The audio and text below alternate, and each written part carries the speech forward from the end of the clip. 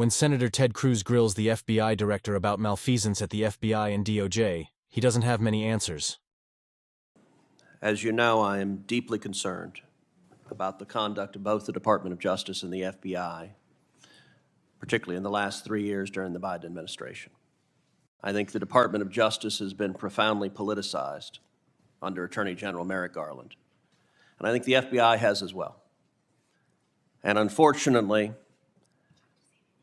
I think you've been unwilling to stand up to senior career officials in the FBI who's allowed the FBI to be politicized. I'll tell you, I regularly speak with FBI agents across the country who are unhappy about the integrity of the institution being weakened because DOJ is being treated as a political weapon. I want to talk in particular about the investigation into multiple allegations of corruption concerning Hunter Biden and Joe Biden.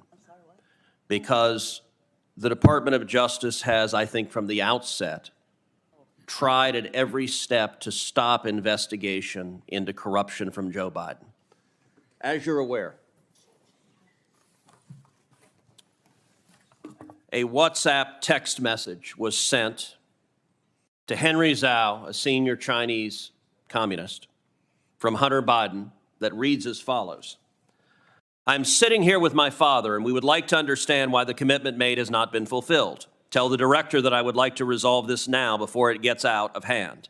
And now means tonight. And Z, if I get a call or text from anyone involved in this other than you, Zhang, or the chairman, I will make certain that between the man sitting next to me and every person he knows, and my ability to hold a grudge, that you will regret not following my direction. I am sitting here waiting for the call with my father. Now, Democrats and those in the media trying to defend the White House repeatedly say there is no direct evidence of Joe Biden's involvement in his son's corruption. Well, this is a text that is direct evidence that is stating that it is his father that is going to retaliate.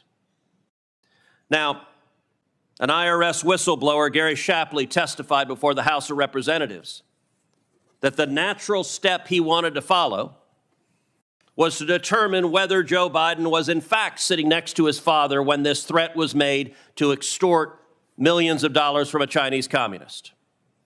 And what the IRS whistleblower testified is that when he tried to find out whether Joe Biden was sitting next to Hunter, that the DOJ blocked getting the GPS data on Joe Biden's phone.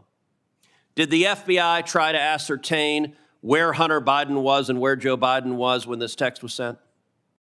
Well, I think the questions you're asking go to the ongoing investigation being led by Special Counsel Weiss, and so I'm not going to be able to discuss what is or isn't in scope. So look, there's been testimony under oath from the IRS whistleblower that you did not seek the GPS data. And you're right, David Weiss, the special prosecutor, is in charge of it. And it is David Weiss and his underlings who, according to the IRS whistleblowers, have alleged that they're the ones trying to stop the investigation. They allowed the statute of limitations to run on many of the most serious violations. Not only that, IRS whistleblower Shapley testified that on September 3rd, Assistant U.S. Attorney Leslie Wolf explicitly told investigators that despite having probable cause to search, quote, there is no way a search warrant would be approved when the evidence in question was located inside of Vice President Biden's guest house. Wolf stated that, quote, the optics prevented such a search. Is the FBI, do they make a routine practice of allowing partisan political optics to prevent investigating serious evidence of corruption?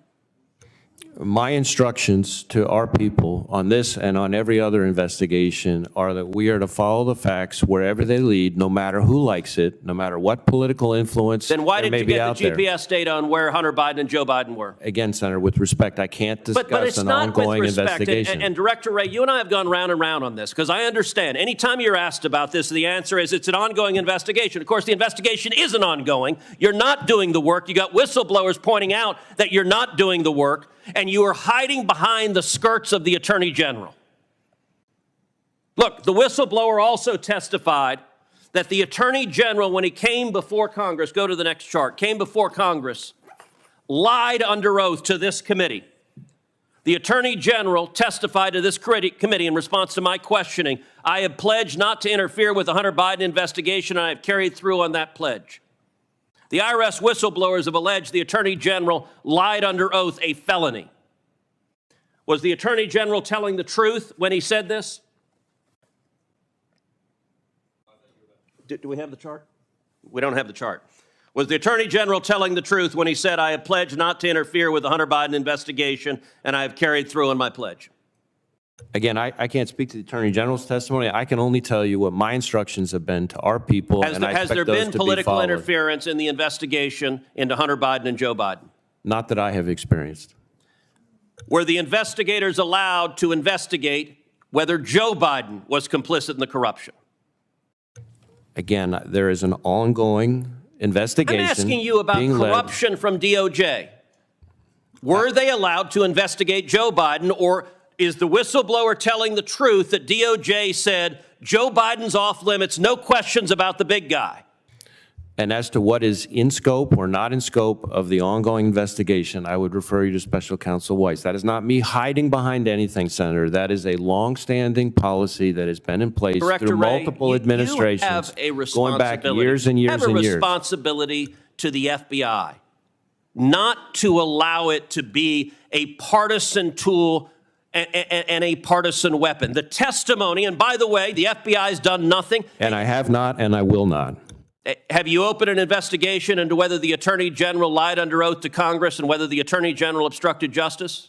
I'm not going to go down that road here. I know you're not. That's the point. Nobody thinks you've opened an investigation because you're not willing to.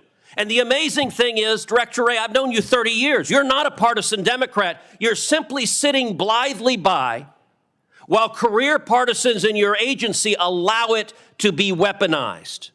And you are damaging the FBI, and you are damaging the Department of Justice.